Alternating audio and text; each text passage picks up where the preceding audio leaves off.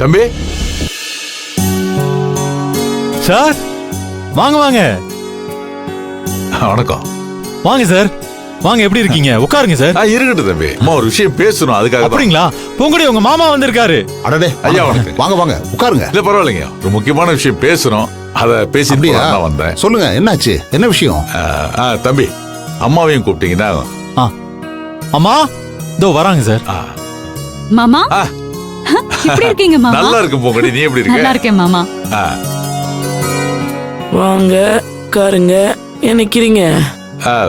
இல்லம்மா, ஒரு முக்கியமான விஷயம் பேசிட்டு போலான்றதுக்காக வந்தேன். சொல்லுங்க. முதல்ல நீங்க எல்லாரும் என்ன மன்னிச்சிருங்க. மாமா என்ன மாமா? பூங்குடி இருமா. மா, என் தங்கச்சி உங்க பையனை வீட்டுக்கு விருந்து கூப்பிட்டது உங்க பையன் மேல வச்சிருக்க மரியாதைனாலையும் பொண்ணு மேல வச்சிருந்த பாசத்தினாலையும் தான். ஆனா ரஞ்சிதன் திடீர்னு அவ வீட்டுக்கார் வருவார்னு எதிர்பார்க்கலாமா? வந்தவரு பையனையும் பொண்ணையும் அவமானப்படுத்தி அனுப்பிச்சிருக்காரு. அத கேள்விப்பட்டதும் மனசு கஷ்டமா போச்சு. அதான் மச்சான் பண்ண தப்புக்கு நான் மன்னிப்பு கேட்கலான்னு வந்தம்மா. எப்படி எப்படி பண்றதெல்லாம் பண்ணிட்டு கடைசியில மன்னிப்பு கேட்டா சரியா போயிருமா? இல்லம்மா, இனிமே இந்த மாதிரி எந்த தப்பும் நடக்காம நான் பாத்துக்கிறேம்மா.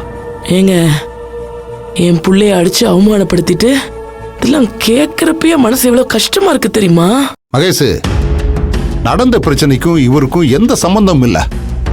இருந்தாலும் எவ்வளவு பெருந்தன்மையா வந்து பெரிய மனசுத்தனமா மன்னிப்பு கேட்கிறாரு.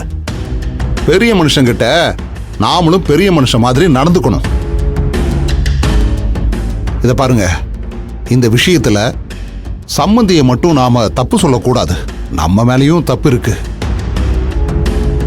இனிமே அந்த வீட்டு பக்கம் பொண்ணை அனுப்ப மாட்டோம்னு கையெழுத்து போட்டு கொடுத்தது நம்ம தானே. அதுக்கப்புறம் சம்மந்தி அம்மா ஆசைப்பட்டு கூப்பிட்டாங்கன்னு சொல்லி அங்க போனது என் பையன் மேலேயும் தப்பு இருக்கு, மருமக மேலேயும் தப்பு இருக்கு. அதுக்காக காலத்துக்கும் ஒருத்தருக்கு ஒருத்தர் சேராம வெட்டி முறிச்சுக்கணும்னு நான் சொல்லல.